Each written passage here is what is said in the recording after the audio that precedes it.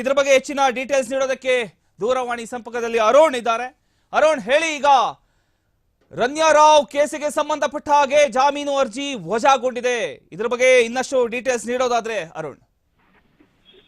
ಪ್ರಮೋದ್, ಏನಂದ್ರೆ gold smuggling case ನಲ್ಲಿ ನಟಿ ರನ್ಯಾ ರಾವ್ ಅವರು ಕಳೆದ ಮಾರ್ಚ್ 3ರಂದು DRI ಬಂಧಿತರಾಗಿದ್ರು. ಅವರ ಜಾಮೀನು ಅರ್ಜಿಯನ್ನ ವಿಶೇಷ ಆರ್ಥಿಕ ಅಪರಾಧ ನ್ಯಾಯಾಲಯದಲ್ಲಿ ನಡೆಸಲಾಯಿತು. ಜೊತೆಗೆ DRI ಪರ ವಕೀಲರು ಸಹ ಕೆಲವೊಂದಷ್ಟು ಆಕ್ಷೇಪಣೆಯನ್ನ ಸಲ್ಲಿಸಿದ್ರು. ಯಾಕಂದ್ರೆ ಇವರು ಜಾಮೀನನ್ನ ಕೊಡಬಾರ್ದು, ಕೆಲವೊಂದಷ್ಟು ಜಾಮೀನನ್ನ ಕೊಟ್ರೆ ಏನೆಲ್ಲ ಆಗುತ್ತೆ ಅನ್ನೋದ್ರ ಬಗ್ಗೆನೂ ಸಹ ಒಂದು ಮಧುರಾವ್ ಅವರು ಪ್ರತಿವಾದವನ್ನ ಮಂಡಿಸಿದ್ರು.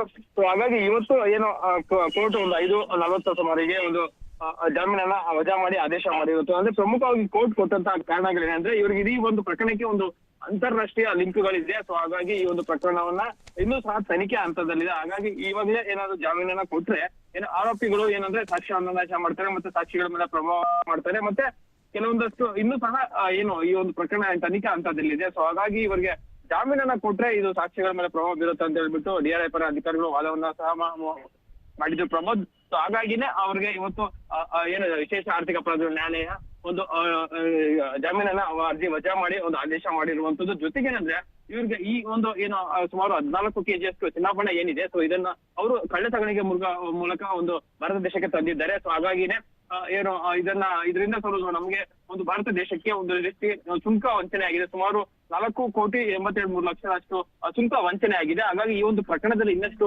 ಜನ ಆರೋಪಿಗಳಿದ್ದಾರೆ. ಮತ್ತೆ ತನಿಖೆ ಸಹ ಈ ಹಂತದಲ್ಲಿ ಏನಾದ್ರು ಜಾಮೀನನ್ನ ಕೊಟ್ರೆ ಇದು ಬೇರೆ ಆಯಾಮದಲ್ಲಿ ಒಂದು ತನಿಖೆಗೆ ಒಂದು ಅಡ್ಡಿ ಆಗುತ್ತೆ. ಮತ್ತೆ ಬೇರೆ ಆರೋಪಿಗಳು ಯಾರಿದ್ರಲ್ಲ, ಸಿಂಡಿಕೇಟ್ ಆರೋಪಿಗಳು ಯಾರಿರ್ತಾರೆ ಅಂತ ಹೇಳ್ತೀವಿ, ಅವ್ರು ತಪ್ಪಿಸ್ಕೊಳ್ಳಕ್ಕೆ ಸಾಧ್ಯ ಆಗುತ್ತೆ ಅನ್ನೋ ಮಾಹಿತಿಯನ್ನ ಒಂದು ಕೋರ್ಟ್ ಗಮನಕ್ಕೆ ಅವರು ತಂದಿದ್ರು. ಸೊ ಆ ಹಿನ್ನೆಲೆಯಲ್ಲಿ ಕೋರ್ಟ್ ಇದನ್ನೆಲ್ಲ ಗಮನಿಸಿ ಇವತ್ತು ವಜಾ ಮಾಡಿರುವಂತದ್ದು ಪ್ರಮೋದ್. ಹಾಗಾದ್ರೆ ಮುಂದೆ ಏನಾಗ್ಬಹುದು?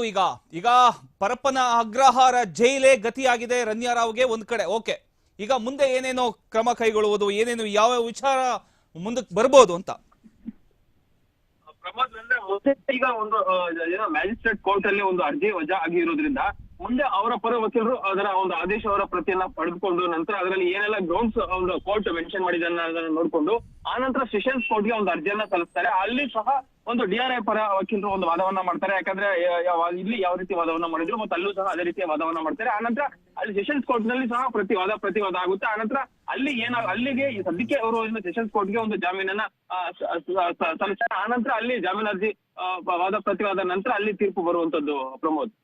ಧನ್ಯವಾದಗಳು ನಿಮ್ಮೆಲ್ಲ ಮಾಹಿತಿಗಾಗಿ ಅರುಣ್.